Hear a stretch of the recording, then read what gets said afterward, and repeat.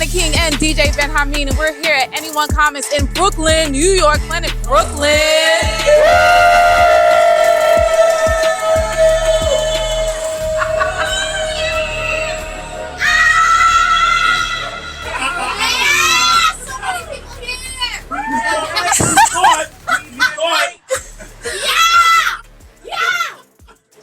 And as you can hear, we are actually in the comic book store along with supporter and friends and everyone that we love and appreciate here to celebrate, support, celebrate, congratulate, don't hate, congratulate Mr. BenHaMeen for Purple Haze. Jimi Hendrix, let's go!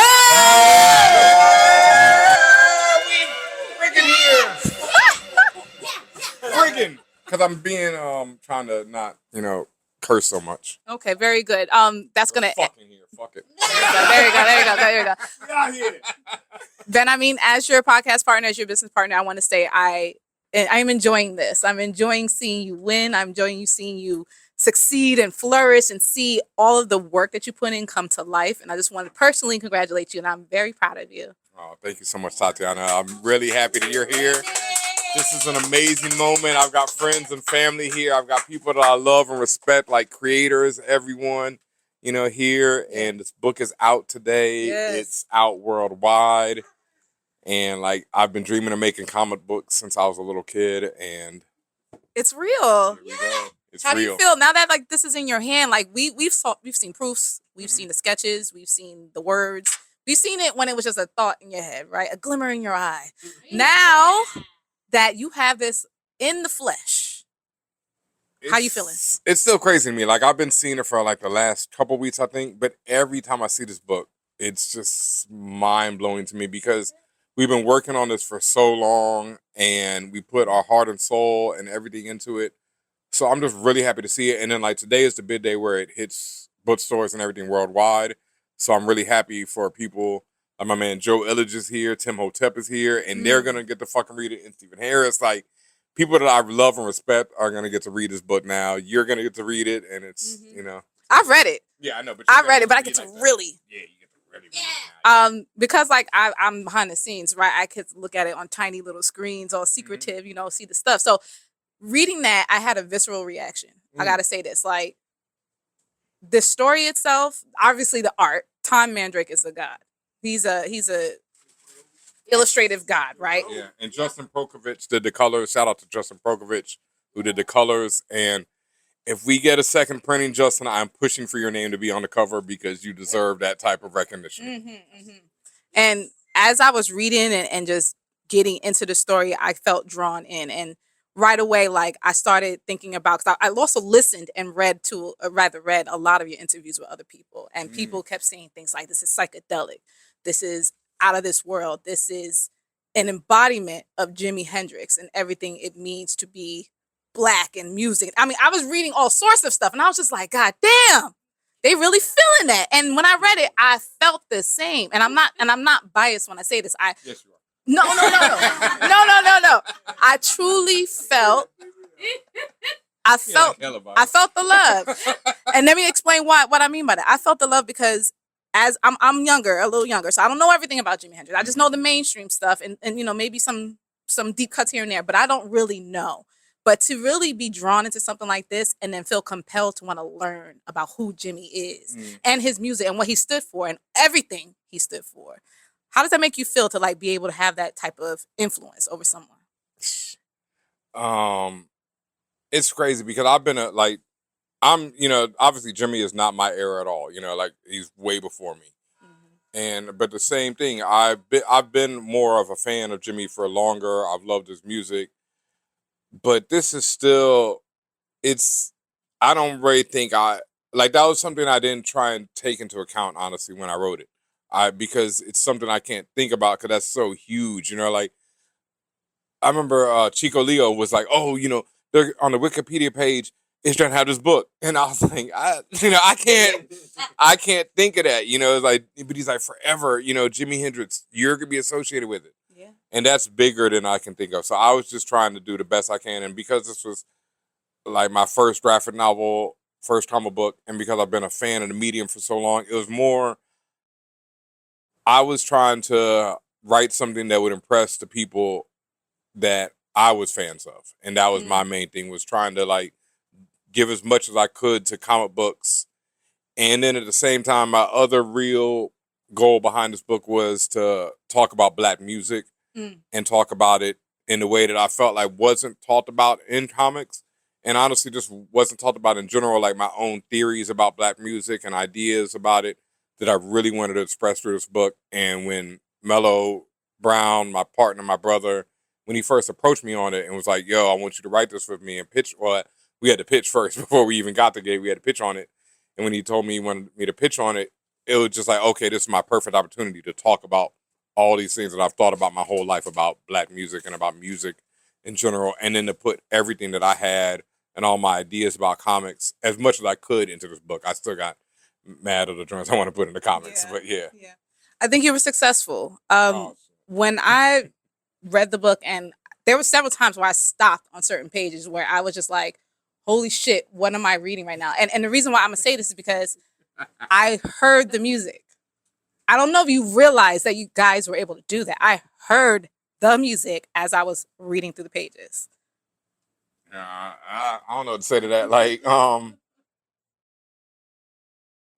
yeah, thank you. That's just we use a lot of the lyrics, we use a lot of the music to tell the story. Like a large part of the research was finding lyrics and songs that match the scenes that we were already writing. So that's ill, and then that's a lot of it. I had to give credit to Tom too, to Tom Mandrake, because all the lyrics that you see in the book are part of his art, and he really took special care. And even Justin, once again, Justin Perkovich, like Tom was explaining this to me recently, how Justin had to do extra work because the lettering isn't like a separate layer in the art. It's all one page. Tom just draws everything as one piece of art. He doesn't do digital. He draws everything out. So his pencils have the letters ingrained in them. So Justin had to do that with it, where he couldn't just separate it as a layer and do the colors. He had to do each letter colored out. So once again, shout out to Justin and shout out to Tom. They're both fucking legends, and I'm just so happy that I had the chance to work with them. It's amazing. And I don't want to speak more just about that phenomenon, like of being able to trigger emotion and sound and thought. Like obviously everything Jimmy stands for, we talk about peace and love and unity and all this other stuff. Like that's big. And then to be able listen. No, I don't know, because I just want to say I don't think that, like, I don't want to say that's a misunderstanding, but I think that's not what Jimmy was about. Like, tell me. Yeah. And I think that's something one of the big things that we pitched about this book was I felt that Jimmy isn't respected in the what I call the river of Black music. Like, I feel like Jimmy isn't brought up enough. Like, we talk about James Brown, we talk about Miles Davis, we talk about George Clinton, we talk about, the modern day Rakim, we talk about all these different people, but Jimmy isn't mentioned enough to me. When we talk about Prince, but we don't talk about Jimmy. We talk about Michael Jackson, but we don't talk about Jimmy. And Jimmy is at least as important as anyone I just named, if not more important in some cases. And that was one of the big things we pitched when we first pitched the book, was I feel like Jimmy is not respected like that. And I wanted to make sure that people understood that Jimmy was a Black man, and that peace and love shit was not what Jimmy was about. Like, what we based this book on was when Jimmy formed the Band of Gypsies. And the Band of Gypsies, this is one of his later bands, and it's with two Black men. And the music they made is that album. It's a live album. It's a really incredible prototypical album where mad people have like cited it as the beginnings of funk, as the beginnings of all this stuff. It crosses so many genres. It goes from rock to R&B to funk to all this different stuff. And that was one of the things we really wanted to focus on, was that Jimmy was doing all this type of music, and he was doing it as a Black man, because the Band of Gypsies like has a song Machine Gun where he's talking about the Vietnam War, but at the beginning of it, he says, shout out to all the soldiers in Chicago.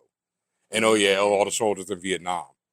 Because he's like, first we're fighting a war at home, and so that's what that's what me and Mello both really wanted to talk about, and we really wanted people to recognize that peace, love, and drugs and shit is not what Jimmy was. Jimmy was an ultra talented guitarist who practiced and learned and studied and was just dedicated to his art. And then beyond that, he was a Black man first, and that's what I feel like people don't recognize enough. Yeah, that's real. Thank you for saying that. I ain't saying nothing about drugs, but thank you for saying that. No. People always people think that it's because you do the drugs you can play like Jimmy, and that's fucking no. no way. I mean, even in the book, it expressed like it's not autobiographical, but it's like you're taking pieces of his life and transforming it into a sci-fi story. Yeah. And right within it, you see that, like when he's being taught as a boy, when he's being taught to play, it's within him. The funk, the soul, all of that is within him, and it's something that he has to tap into. It's not has nothing to do with drugs, has nothing to do with any outside force. It's within you. Yeah. And that was very clear in this. And to your point about him not being about like strictly peace and love, he is a revolutionary at his heart. So I do recognize that. So thank you for mentioning that.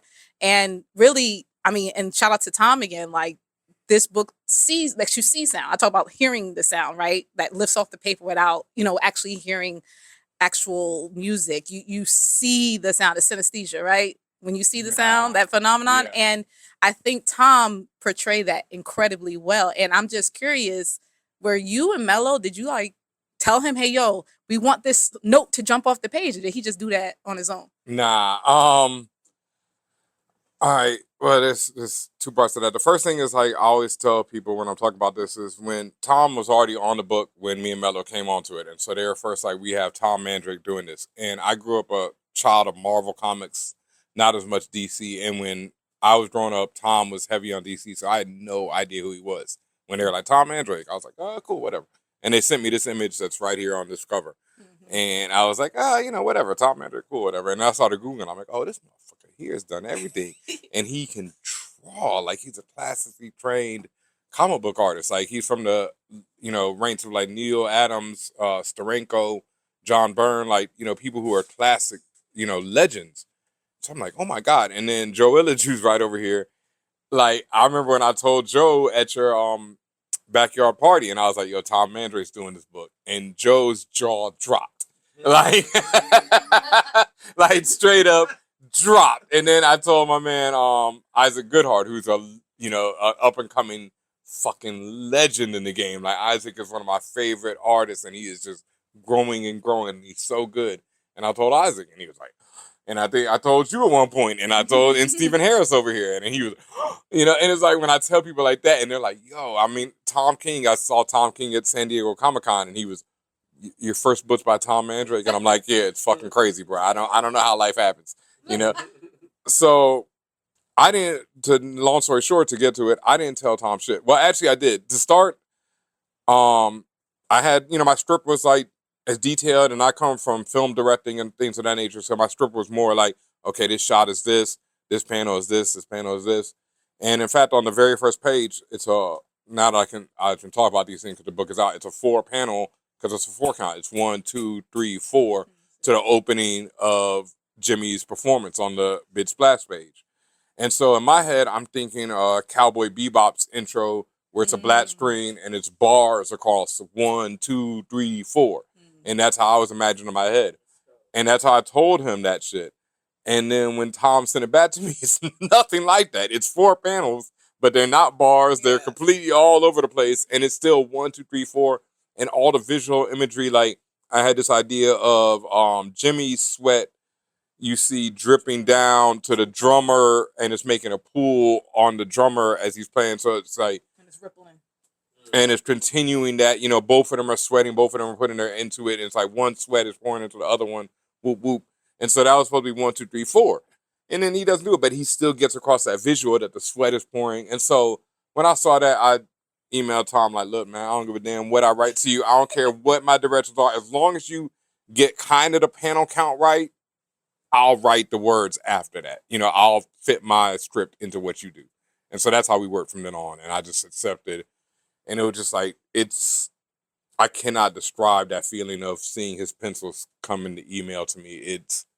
I don't think I'll ever have that again, because it's my first time. And it was just like, what the fuck? Because it was like, I was explaining to Joe, there's that 2-page spread after the 4-panel spread is maybe a paragraph of me, like Hendrix is playing to a crowd of people.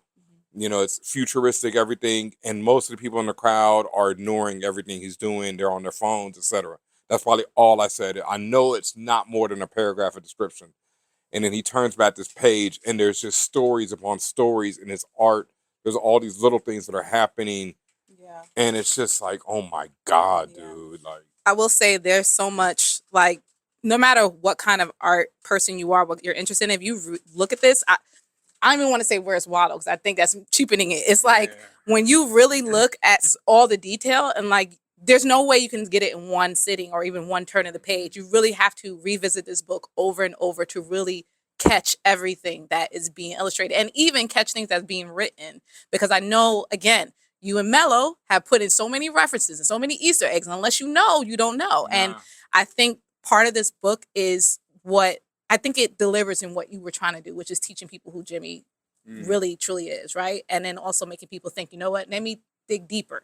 Let me listen to the music. Let me maybe listen to music while read the book, and then actually make the connections. And I think that's really beautiful about this book. So that's crazy. One more question for you.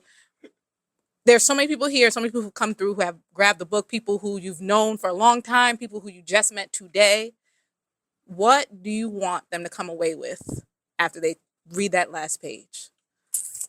To come back for a sequel. I love merchandising. It. Does your character die in the script? Then it's a good script. No, yeah, no, I would really want them to take away that they enjoyed it, that it was a solid adventure, that we tell this whole story. I keep saying my reference point for this is that it's A New Hope. Like, it's a whole story. It's like a Star Wars A New Hope, where it's a whole story in itself, but it leaves you like, okay, but what happens next? You know, like, even though this is a whole complete novel, it's like, okay, but I need the next one. And that was the point. And then the other thing that I want people to take away from it is the idea about the power of music and the power of, like, the music has in our daily lives, like the magic of music and how it influences our thoughts, our actions, everything like that. And that we can use it, like, it's a form of resistance. You know, music is a form of resistance, and creating art is a form of resistance. And that's something I really want people to take away from it. That's real. Thank you so much, Ben. Ben, so proud of you. Oh, thank you. Congratulations. Yay! This has been a ForAllNerds exclusive. Hey! I'm interviewed on my own show. See you later.